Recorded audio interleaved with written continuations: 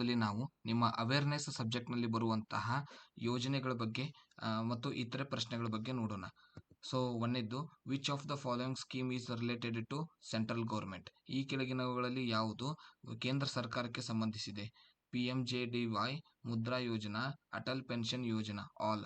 So ಈ ಮೂರು, ಮೊದಲನೇದು, ಎರಡನೇದು, ಮೂರನೇದೇನಿದೆ ಎಲ್ಲ ಯೋಜನೆಗಳು ಸೆಂಟ್ರಲ್ ಗೌರ್ಮೆಂಟ್ನ ಅಂಡರ್ ಬರುವಂತಹ ಯೋಜನೆಗಳು. Pradhan Mantri Suraksha Bima Yojana, this is. So Pradhan Mantri ಅವರಿಂದ ಬಿಡುಗಡೆಯಾದಂತಹ ಸುರಕ್ಷಾ ಬಿಮಾ ಯೋಜನೆ ಇದು ಎದಕ್ಕೆ ಸಂಬಂಧಿಸಿದೆ? Accident insurance. ಒಂದು ವೇಳೆ ಆಕ್ಸಿಡೆಂಟ್ ಆದರೆ, ಅಪಘಾತ ಆದರೆ ಅದಕ್ಕೆ ವಿಮೆ ಪರಿಹಾರದ ಕುರಿತಾದ ಯೋಜನೆಯಾಗಿದೆ. Remedy under PMSBY in case of contingencies. ಈ ಪ್ರಧಾನ ಮಂತ್ರಿ ಸುರಕ್ಷಾ ಬಿಮಾ ಯೋಜನೆ ಏನಿದೆ ಇದರಲ್ಲಿ ಏನಾದರೂ ಪರಿಹಾರ ಪಡೆಯೋದಿದ್ರೆ ಎಷ್ಟು ಅಮೌಂಟ್ ಬರುತ್ತೆ? 1,00,000 ರೂಪಾಯಿ ಬರುತ್ತೆ. ಪ್ರಧಾನ ಮಂತ್ರಿ ಜನ್ಧನ್ ಯೋಜನಾ, PMGDY benefit in this.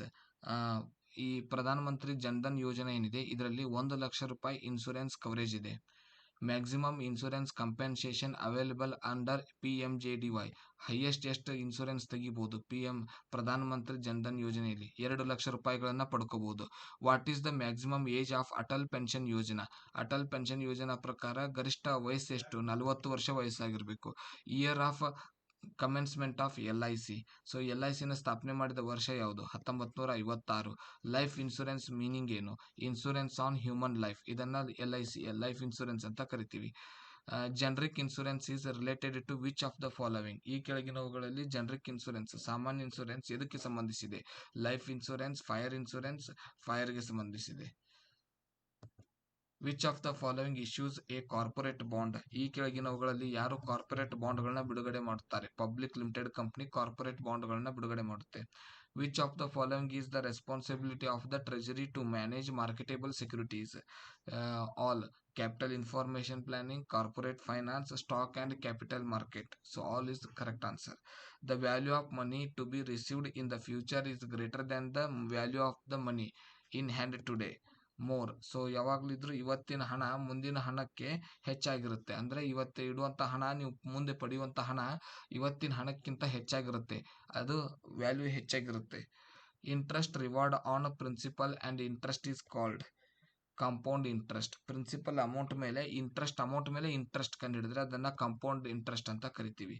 The interest rate used in the present value NPV calculation is referred as discount rate. Present value ಕಂಡುಹಿಡಿಯುವಾಗ ನಾವು ಕನ್ಸಿಡರ್ ಮಾಡುವಂಥ ಡಿಸ್ಕೌಂಟ್ ಇದು ಇಂಟ್ರೆಸ್ಟ್ ರೇಟ್ನ ನಾವು ಇನ್ನೊಂದು ಹೆಸರಲ್ಲಿ ಕರಿತೀವಿ, ಅದೇನಂದ್ರೆ ಡಿಸ್ಕೌಂಟ್ ರೇಟ್ ಅಂತ. Which of the following is not a secured loan? ಈ ಕೆಳಗಿನವುಗಳಲ್ಲಿ ಯಾವುದು ಸೆಕ್ಯೂರ್ಡ್ ಲೋನ್? ಡಿಬೆಂಚರ್ಗೆ ಸೆಕ್ಯೂರ್ಡ್ ಲೋನ್ ಅಂತ ಕರೀತಾರೆ. A letter of credit is also known as request. So letter of credit ಅಂದ್ರೆ ರಿಕ್ವೆಸ್ಟ್ ಮಾಡ್ಕೊಳ್ಳೋದು ಉದ್ರಿಗೋಸ್ಕರ. What is the exchange of one currency with another currency? ಒಂದು ದೇಶದ ಕರೆನ್ಸಿನ ಇನ್ನೊಂದು ದೇಶದ ಕರೆನ್ಸಿಯೊಂದಿಗೆ ವಿನಿಮಯ ಮಾಡುವುದನ್ನ ಎಕ್ಸ್ಚೇಂಜ್ ರೇಟ್ ಅಂತ ಕರೀತಾರೆ, ವಿನಿಮಯ ದರ ಅಂತ ಕರೀತಾರೆ. Maximum period of treasury bills. So bills of ಎಕ್ಸ್ಚೇಂಜ್ನ ಮ್ಯಾಕ್ಸಿಮಮ್ ಅವಧಿ, ಬಿಲ್ಲುಗಳ ಪಾವತಿ ಮಾಡಬೇಕಾದ ಅವಧಿ ಎಷ್ಟು? ಗರಿಷ್ಠ 180 ದಿನದೊಳಗಾಗಿ, 6 ತಿಂಗಳೊಳಗಾಗಿ ಎಲ್ಲ ಬಿಲ್ನ ಪೇ ಮಾಡಬೇಕು. Which is the cheapest source of finance? ಹಣಕಾಸಿನಲ್ಲಿ ಅತ್ಯಂತ ಕಡಿಮೆ ಚೀಪ್ ಆಗಿ ಸಿಗುವಂತ ಫೈನಾನ್ಸ್ ಯಾವುದು? ಹಣ ಯಾವುದು? ಡಿಬೆಂಚರ್ಗೆ ಯಾವುದೇ ರೀತಿ ಗರಿಷ್ಠವಾದ ಹಣ ಕೊಡೋದಿರುವುದಿಲ್ಲ, ಕೇವಲ ಇಂಟ್ರೆಸ್ಟ್ ಬಡ್ಡಿ ಕೊಟ್ಟರೆ ಮುಗಿಯುತ್ತೆ. ಮೇನ್ ಆಬ್ಜೆಕ್ಟಿವ್ ಆಫ್ ಡೆಪ್ಟ್ ಫಂಡ್ಸ್. ಡಿಬೆಂಚರ್ನ ತೆಗೆದುಕೊಳ್ಳುವ ಮುಖ್ಯ ಉದ್ದೇಶ ಏನಂದ್ರೆ ಕಡಿಮೆ ರಿಸ್ಕ್ ಮತ್ತು ಹೆಚ್ಚು ಇನ್ಕಮ್, ಫಿಕ್ಸ್ಡ್ ಇನ್ಕಮ್ ಇರುತ್ತೆ. ಡೆಪ್ಟ್ funds do not invest in which of the following? ಈ ಕೆಳಗಿನವುಗಳಲ್ಲಿ ಯಾವುದು ಡಿಬೆಂಚರ್ನಲ್ಲಿ ಹೂಡಿಕೆಗೆ ಸಂಬಂಧಿಸಿಲ್ಲ? Equity of private companies. So equity of private company ಡಿಬೆಂಚರ್ಗೆ ಯಾವುದೇ ಸಂಬಂಧ ಇರೋದಿಲ್ಲ. ಕನ್ಸೋಲಿಡೇಷನ್ ಆಫ್ ಡೆಪ್ಟ್ ಅಂಡ್ ಇಕ್ವಿಟಿ. ಸೊ ಡೆಪ್ಟ್ ಮತ್ತು ಇಕ್ವಿಟಿ ಕನ್ಸೋಲಿಡೇಷನ್ ಏನಂತ ಕರೀತಾರೆ? ಬ್ಯಾಲೆನ್ಸ್ಡ್ ಫಂಡ್ಸ್ ಅಂತ ಕರೀತಾರೆ.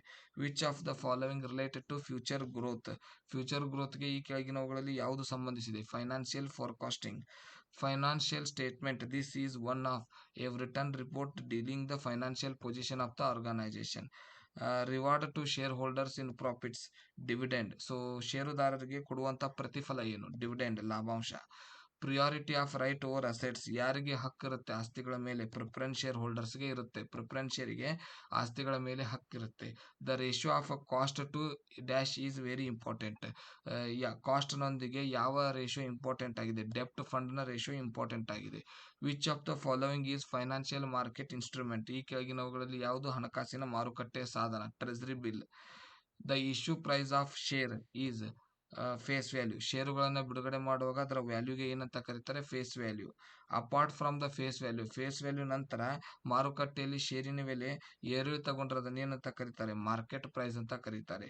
Allotment of shares at price higher than the face value of the shares in the market is called as premium. ಷೇರುಗಳ ಬಿಡುಗಡೆ ಮೌಲ್ಯಕ್ಕಿಂತ ಮಾರುಕಟ್ಟೆ ಮೌಲ್ಯ ಅಧಿಕವಾಗಿದ್ದರೆ ಅದನ್ನ ಪ್ರೀಮಿಯಂ ಅಂತ ಕರಿತೀವಿ.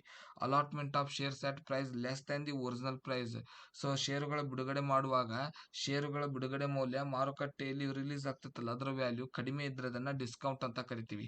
ಹೆಚ್ಚಿದ್ರೆ ಪ್ರೀಮಿಯಂ ಅಂತ ಕರಿತೀವಿ, ಕಡಿಮೆ ಇದ್ರೆ ಡಿಸ್ಕೌಂಟ್ ಅಂತ ಕರಿತೀವಿ. ಸೊ